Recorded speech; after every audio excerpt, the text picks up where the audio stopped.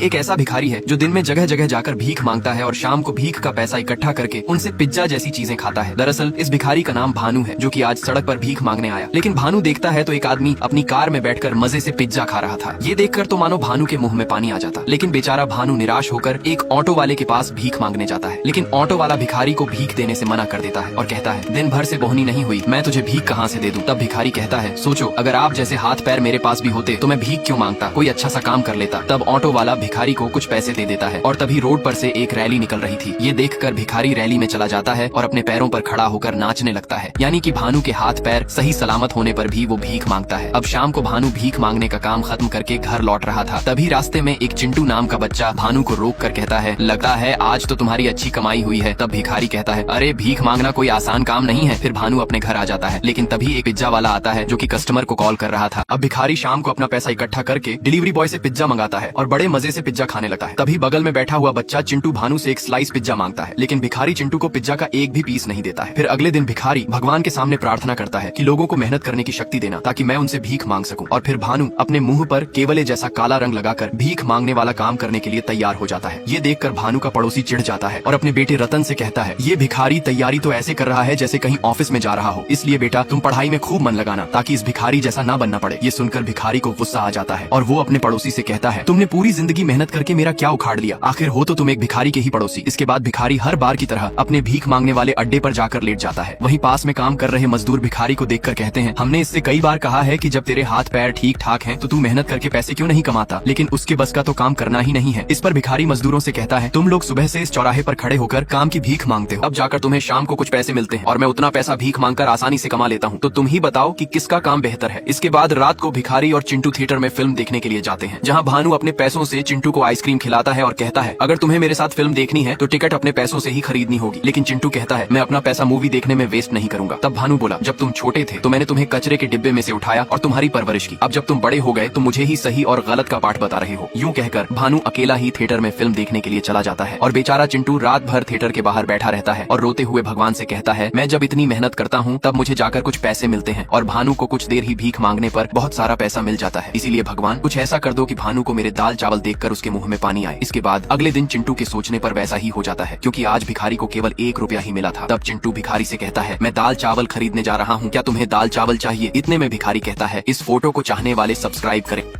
अब अगले दिन भिखारी को भीख मांगने पर 1 रुपया मिलता है। ये नजारा देखकर चिंटू बहुत खुश होता है और कहता है, भगवान मैंने आपसे बोला और आपने मेरी सुन ली। अब चिंटू भिखारी के पास जाकर कहता है, मैं दाल चावल लेने जा रहा हूँ, क्या तुम्हें दाल चावल चाहिए? लेकिन भिखारी कहता है, मैं और दाल चावल कभी नहीं खाऊंगा, चाहे भूखा ही रहूंगा। ये सुनकर चिंटू यहाँ से जाने लगता है। थोड़ी ही देर बाद चिंटू देखता है तो एक गाड़ी आकर भानु के पास रुकती है और उस गाड़ी में बैठा हुआ आदमी भिखारी से कहता है, आज हम कई भूखे लोगों को फ्री में खाना खिला रहे हैं। तब भिखारी उससे पूछता है, खाने में पिज्जा है क्या? तब गाड़ी वाला कहता है, हमारे खाने में पिज्जा से बेहतर चीजें हैं, इसलिए तुम हमारे साथ चलो, हम तुम्हें बढ़िया खाना खिलाएंगे। और भिखारी भी गाड़ी वाले के साथ गाड़ी में बैठकर खाना खाने के लिए चला जाता है और यहाँ बेचारा चिंटू इतना सा मुंह लेकर देखता रहता है। अब खाने वाली जगह पर पहुंचकर भिखारी देखता है तो सामने एक बहुत बड़ा महल बना हुआ था, लेकिन सभी भिखारियों को महल से दूर गार्डन में खाना खिलाया जा रहा था। तब भानु मन में सोचता है, काश ऐसे आलीशान महल में रहने का नसीब मुझे भी मिल जाए। इसके बाद सभी भिखारी भरपेट खाना खाते हैं और यहाँ से जाने लगते हैं। लेकिन भानु भिखारी यहाँ से जाने की वजह आलीशान महल में घुस जाता है, ये देखने के लिए कि जब महल बाहर से इतना सुंदर है तो अंदर से कितना सुंदर होगा। और यहाँ चिंटू टेलीफोन बूथ से भिखारी को फोन लगाने लगता है। तब भिखारी चिंटू का फोन उठाकर उसे सब कुछ बताता है, मैं एक बहुत बड़े महल के अंदर हूँ। ये सुनकर चिंटू कहता है, अरे तुम जल्दी वहाँ से आ जाओ, अगर तुम्हें किसी ने देख लिया तो चोर समझकर बहुत मारेंगे। तभी महल में भिखारी की नजर एक रीना नाम की लड़की पर पड़ती है। ये देखकर भानु दुम दबाकर भागने लगता है, लेकिन सभी गेट तो लॉक थे। अब चिंटू भानु से कहता है, तुम ऊपर वाले कमरे में चले जाओ, शायद वहाँ पर कोई बालकनी होगी तो वहीं से तुम भाग जाना। जिसके बाद भानु सीढ़ी की मदद से ऊपर जाता है, लेकिन वहाँ उसकी नजर एक हीरा नाम के आदमी पर पड़ती है और वहीं रीना भी आकर हीरा के साथ कॉफी पी रही थी। तब हीरा रीना से कहता है, ये इतना बड़ा महल है फिर भी तुम मेरे पास क्यों चिपकती हो? ये सब सुनने के बाद रीना हीरा से कुछ नहीं कहती है। तब भानु सोचता है, इस लड़की ने अपने बॉयफ्रेंड के साथ मिलकर अपने पति को धोखा दिया है। और यहाँ चिंटू भिखारी से कहता है, तुम जल्दी वापस आ जाओ। लेकिन भानु कहता है, अब मैं वापस नहीं आऊंगा। अब भिखारी जैसे ही महल में रीना नाम की लड़की को देखता है तो डर के मारे यहाँ से भागने लगता है। और यहाँ चिंटू भिखारी से कहता है, तुम जल्दी महल से लौट आओ। लेकिन भिखारी कहता है, अब मैं महल से लौट कर नहीं आने वाला हूँ। और ये कहकर भिखारी चिंटू की कॉल कट कर देता है। इसके बाद भिखारी पूरे महल में जगह जगह पर घूमने लगता है और भानु को फ्रिज में जो खाने की चीज मिलती है वह उसे बड़े मजे से खाने लगता है। यहाँ तक कि भिखारी आज पहली बार बाथटब में भी नहाता है और बढ़िया से बढ़िया कपड़े पहनकर कोमल बिस्तर पर आराम से सोता है। और तभी भानु को सपने में अपनी पत्नी काजल के साथ बिताए हुए दिन याद आते हैं। जब भानु और काजल फुटपाथ पर सो रहे थे और भानु को जोरों से नींद आ रही थी, तब काजल भानु से पूछती है, आज तुमने मजदूरी पर कितना बोरी उठाया है? तब भानु कहता है, आज मैंने पूरी 258 बोरी उठाई है। इस पर काजल भानु से कहती है, तब तो तुम्हारी पीठ में दर्द हो रहा होगा, तुम पीछे घूमो, मैं मालिश कर देती हूँ। लेकिन भानु कहता है, मालिश की कोई जरूरत नहीं है, और हाँ, कुछ दिनों में तुम्हें एक आलिशान घर गिफ्ट करूंगा। और इतने में रात के 2:30 पर महल में भानु की नींद खुल जाती है। तब भानु देखता है तो हीरा दरवाजे में से झांक कर कुछ देख रहा था और गुस्सा होकर वहाँ से जाने लगता है। तब भानु भी जाकर दरवाजे के पीछे देखता है तो रीना हीरा की लाश को कुछ कर रही थी। और तभी भानु को हरि का भूत दिखाई देता है, जिसे देखकर भानु डर जाता है और जोर से चिल्ला देता है। उसकी चीख सुनकर रीना भी यहाँ आ जाती है और भिखारी को देखकर तो रीना भी डर जाती है। तब भानु अपनी जान बचाने के लिए यहाँ से भागने लगता है। तभी भानु का पैर सीढ़ी पर से फिसलने के कारण वह नीचे गिर जाता है और बेहोश हो जाता है। जिसके बाद अगले दिन भानु को होश आता है तो वह रीना को एक मोटे आदमी के साथ देखता है, जिसे रीना कुछ बता रही थी। और वह आदमी भानु का फोन चेक करता है तो समझ जाता है कि उन भिखारियों में भानु भी यहाँ खाना खाने आया था। और तभी ये मोटा आदमी नोटिस करता है कि शायद भानु होश में आ गया है, लेकिन यहाँ भानु मरने की एक्टिंग करता है, जिससे मोटा आदमी एक कुल्हाड़ी लेकर भानु को मारने ही वाला था। इतने में भानु होश में आकर मोटे आदमी के सामने हाथ जोड़कर कहता है, मुझे मत मारो। तब मोटा आदमी कहता है, अगर हमने तुम्हें जिंदा छोड़ दिया और तुमने पुलिस वालों को हमारी सच्चाई बता दी तो हम फिर क्या करेंगे? लेकिन भानु कहता है, मैं आपके इस कारनामे के बारे में किसी को कुछ नहीं बताऊंगा, बस आप मुझे मत मारना। तब मोटा आदमी कहता है, ठीक है, मैं तुम्हें नहीं मारूंगा, लेकिन मैं जो कहूंगा तुम्हें वो करना होगा। इस पर रीना कहती है, ये भिखारी कुछ नहीं कर पाएगा।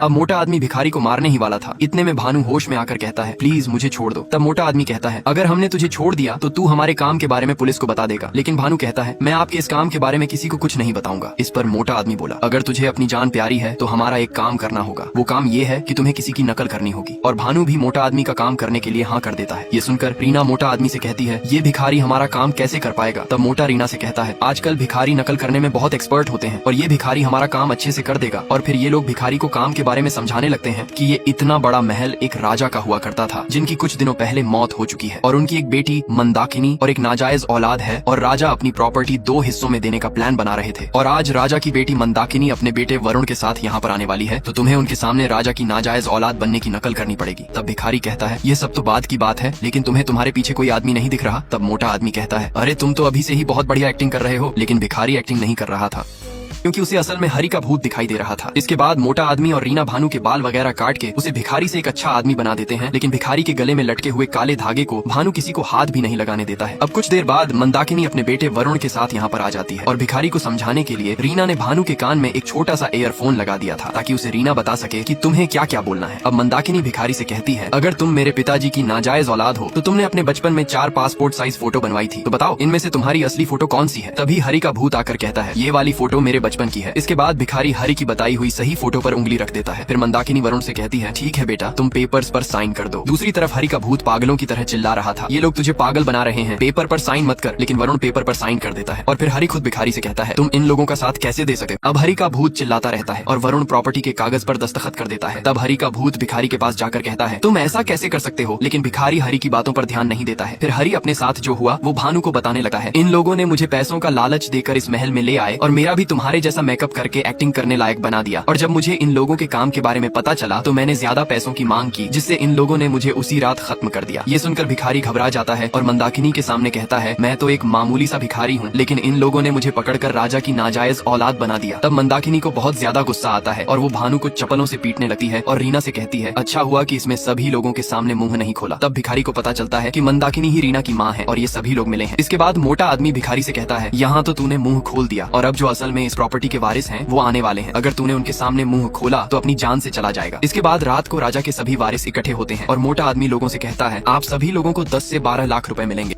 अब मोटा आदमी कहता है कि राजा ने अपनी प्रॉपर्टी में से 10 लाख रुद्र को और 12 लाख कुबेर को और बाकी की बची हुई 299 करोड़ की प्रॉपर्टी अपनी नाजायज औलाद को देने के लिए लिखा है। ये सुनकर राजा के वारिस भिखारी को बाहर निकालकर मोटे आदमी से कहते हैं, राजा अपनी नाजायज औलाद को इतनी ज्यादा प्रॉपर्टी कैसे दे सकते हैं? तो मोटा आदमी कहता है, इसके बारे में मुझे कुछ नहीं पता, अगर आप लोग मेरे साथ बहस करेंगे तो मैं पुलिस को बुला दूंगा। जिसके बाद मोटा आदमी भिखारी को साइड में ले जाकर काम हो जाने के बाद उसका गला दबोच कर मारने ही वाला था। इतने में भिखारी बगल में डले हुए गमले को लेकर मोटे आदमी के सिर में दे मारता है और यहाँ से भागने लगता है। और भागते भड़क कर एक कमरे में घुसकर अंदर से गेट बंद कर लेता है। लेकिन कमरे में भानु एक वसंत नाम के अंधे आदमी से टकरा जाता है, जो कि अंधे होने की एक्टिंग कर रहा था। तब बाहर से मोटा आदमी कहता है, जो भी भिखारी को मारेगा उसे 15% एक्स्ट्रा मिलेगा। ये सुनकर वसंत अपने कपड़े फाड़कर गुस्से से भिखारी को मारने के लिए उसके पीछे पड़ जाता है और फिर वसंत भिखारी को पकड़कर उसे मारने ही वाला था, लेकिन सभी लोग आकर वसंत को पीछे खींच लेते हैं और कहते हैं अब जो भी भिखारी को मारेगा उसे पूरी प्रॉपर्टी दी जाएगी। ये सुनकर तो सभी लोग भिखारी की जान के दुश्मन बन जाते हैं। अब सभी लोग भिखारी की जान के दुश्मन बन जाते हैं और यहाँ केवल हरी ही है जो भिखारी को बार बार बचा रहा है। दूसरी तरफ वरुण मोटे आदमी का गला पकड़कर कहता है, अरे लालची आदमी, तू हमें धोखा दे रहा था। तब मोटा आदमी वरुण से माफी मांगता है और उसके साथ भिखारी को मारने के लिए तैयार हो जाता है। वहीं भिखारी छुपते हुए एक वासु नाम की लड़की के कमरे में चला जाता है। वासु मन की सच्ची और अच्छी लड़की है। भिखारी वासु से कहता है, प्लीज मुझे इन लोगों से बचा लो, ये लोग 15% के पीछे मेरी जान के दुश्मन बन चुके हैं। तब वासु कहती है, पहले तुम मुझे कोई ऐसी बात बताओ जिसका तुम्हें अफसोस हुआ हो, तभी मैं तुम्हारी मदद करूंगी। जिसके बाद भिखारी बताता है, बचपन में जब मैं छोटा था तो मेरे माँ बाप की डेथ हो चुकी थी और फिर मेरी मुलाकात एक काजल नाम की लड़की से होती है और हम लोग एक साथ ही पले बड़े हुए थे, जिससे हमें एक दूसरे से प्यार हो गया और हमने शादी कर ली। यहाँ तक कि हमें एक बच्चा भी हुआ था, लेकिन किसी बीमारी के चलते काजल की डेथ हो गई। इसलिए मैंने अपने बेटे चिंटू को अभी तक बता रखा है कि तुम्हारे माँ बाप नहीं है, ताकि मैं मर जाऊँ तो चिंटू को कभी अफसोस ना हो। लेकिन अब मैं चाहता हूँ कि मरने से पहले मैं चिंटू को बता दूं कि मैं ही तुम्हारा असली बाप भानु हूँ। ये सुनकर वासु थोड़ी भावुक हो जाती है और भिखारी की हेल्प करने के लिए उसे एक प्लान बताने लगती। अब भिखारी की बातें सुनकर वासु को उस पर तरस आ जाता है और वासु भिखारी से कहती है, अगर तुम्हें यहाँ से भागना है तो एक ही रास्ता है, मैं यहाँ से सैंडर फेंक दूंगी ताकि सभी लोग आवाज सुनकर मेरे पास इकट्ठे हो जाएं और फिर मैं तुम्हें एक व्हील बॉक्स में डालकर अपने गैराज में ले जाऊंगी। वहाँ से तुम मेरे दादाजी की कार से भाग जाना। दूसरी तरफ कुबेर एक भाला लेकर पर्दे की तरफ फेंकता है। वही भाला मंदाकिनी और उसकी बेटी रीना को लगने वाला था, तो वो कुबेर से कहती है, तू पागल हो गया है क्या? तब कुबेर कहता है, मैं तुम्हें मारने नहीं आया हूँ, तुम पीछे मुड़कर पर्दे की तरफ देखो। मैंने नाजायज औलाद को मार दिया। लेकिन फिर जैसे ही पर्दे को हटाया जाता है तो सभी के होश उड़ जाते हैं और मंदाकिनी तो इतनी जोर से चिल्लाती है कि यहाँ वासु सैंडर फेंकती है तो उस पर किसी का भी ध्यान नहीं जाता है और फिर पता चलता है कि पर्दे के पीछे मंदाकिनी का बड़ा बेटा वरुण था, जिसे कि कुबेर ने भाला फेंकर खत्म कर दिया। तभी यहाँ पर इन लोगों का बड़ा भाई रुद्र आ जाता है, जो कि इन लोगों से कहता है शायद वरुण की मौत कुछ देर पहले हो चुकी थी, क्योंकि उसके सिर से बहुत खून बह रहा है। इतने में यहाँ पर वही मोटा आदमी आ जाता है और वो इन लोगों से कहता है, अरे वरुण को किसने मार दिया है? लगता है वो भिखारी बहुत खतरनाक है, हमें उससे बचकर रहना चाहिए। ये एक ऐसा भिखारी है जो दिन में जगह जगह जाकर भीख मांगता है और शाम को भीख का पैसा इकट्ठा करके उनसे पिज्जा जैसी चीजें खाता है। दरअसल इस भिखारी का नाम भानु है, जो कि आज सड़क पर भीख मांगने आया। लेकिन भानु देखता है तो एक आदमी अपनी कार में बैठकर मजे से पिज्जा खा रहा था। ये देखकर तो मानो भानु के मुंह में पानी आ जाता। लेकिन बेचारा भानु निराश होकर एक ऑटो वाले के पास भीख मांगने जाता है, लेकिन ऑटो वाला भिखारी को भीख देने से मना कर देता है और कहता है, दिन भर से बोहनी नहीं हुई, मैं तुझे भीख कहाँ से दे दूं? तब भिखारी कहता है, सोचो अगर आप जैसे हाथ पैर मेरे पास भी होते तो मैं भीख क्यों मांगता, कोई अच्छा सा काम कर लेता। तब ऑटो वाला भिखारी को कुछ पैसे दे देता है और तभी रोड पर से एक रैली निकल रही थी। ये देखकर भिखारी रैली में चला जाता है और अपने पैरों पर खड़ा होकर नाचने लगता है, यानी कि भानु के हाथ पैर सही सलामत होने पर भी वो भीख मांगता है। अब शाम को भानु भीख मांगने का काम खत्म करके घर लौट रहा था। तभी रास्ते में एक चिंटू नाम का बच्चा भानु को रोक कर कहता है, लगता है आज तो तुम्हारी अच्छी कमाई हुई है। तब भिखारी कहता है, अरे भीख मांगना कोई आसान काम नहीं है। फिर भानु अपने घर आ जाता है, लेकिन तभी एक पिज्जा वाला आता है जो कि कस्टमर को कॉल कर रहा था। तभी भिखारी कहता है, पिज्जा मैंने मंगाया है।